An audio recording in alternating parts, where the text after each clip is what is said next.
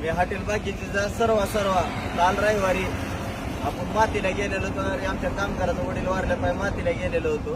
काल रविवारचं हॉटेल बंद होतं, आज सोमवार. पण काल हॉटेल बंद असल्यामुळं काय जाणणारी माणसं, काय माझे विरोधक, काय आपल्यावर जी जळते जास्त, त्यांनी काल येऊन दगड मारून काल नुकसान केलेले दगड मारून तुमच्या गांडीत दम नाही तरी बरेबरीनं धंदा करून द्यावा. मला मी जिथं 7 कापतोय 7च कापून द्यावा. ती तसला धंदा करूच नका, बरेबरीनं धंदा करून दाखवा. हे नुकसान क्या करून खोड्या करून काय 4-5 माणसं पाठवून खोड्या करायचा धंदा हे करच नका. भरपूर नुकसान केलेले काल आपली. जय हिंद.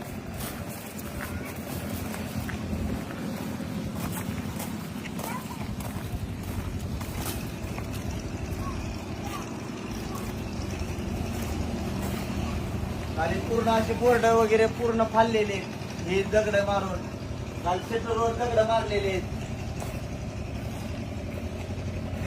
तुमच्या गांडीत दम असलं, आम्ही इथं असल्यावर करा.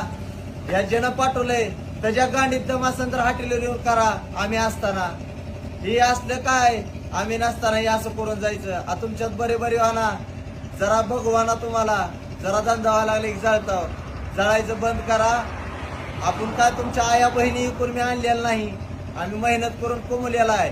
तुमच्यावानी नाही की तुमच्या आया कुठं जाऊन ठेवून आणून मी कमवलेला नाही.